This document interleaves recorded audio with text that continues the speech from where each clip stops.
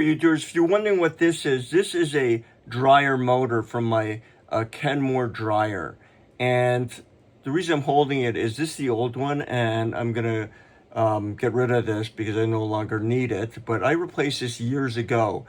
And the reason I replaced it was I was having symptoms on my dryer where when I stopped the dryer to check the clothes, it wouldn't restart. And it was fine when it was running, but then when I stopped it, it wouldn't restart.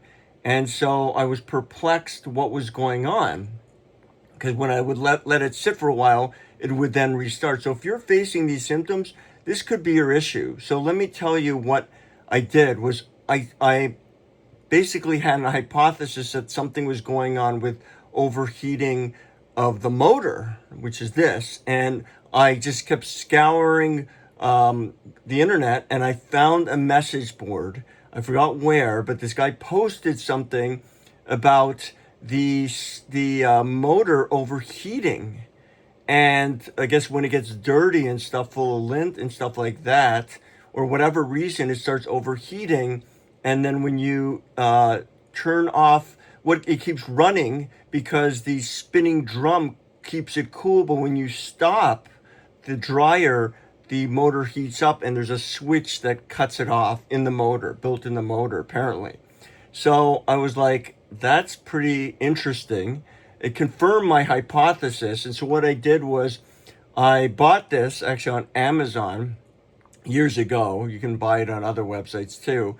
And I went ahead and replaced it. Now, I'm not going to show you how to replace it, but basically you have to open up the front of the your dryer, and you have to, there's a flywheel that's in there that is plastic. And if you have the right tool, you can, like a ratchet kind of tool, you can pull that flywheel out. You have to take apart the whole dryer too, and basically replace this. I didn't have the right tool, which really was a problem, because I had to basically take a hammer and a chisel of some sort and break that plastic piece off. And I don't remember how I did it, but it was definitely a pain. And I wish I had the right tool, which sometimes the right tool really saves you a lot of time and is worth the investment. But I didn't. But bottom line is, if you're having symptoms with your dryer where you are, when you turn it off to check it and where it's not done with drying, and then you close the door and you try to restart and it doesn't restart, and it makes these funny, like, maybe, I think it made a buzzing noise of some sort instead of restarting, just like buzzed. It may be your motor is overheating and it seems to run fine. And then if you leave it for a little bit and then it starts, it could be your motor's overheating and possibly needs to be replaced, because there's some sort of, I think, cutoff that prevents it from running when it's overheating, and that the spinning of the drum cools it down. But when you stop it, there's no more fan kind of effect, so it starts heating up. Anyways, hopefully that's helpful to you if you're having this kind of problem, you're perplexed. And, if you're uncomfortable doing that yourself, which, it's really not that hard to take apart your dryer, but I understand it may be something you just don't want to do.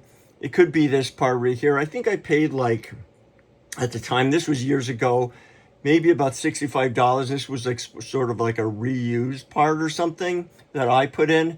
But you probably can look online and see how much they are.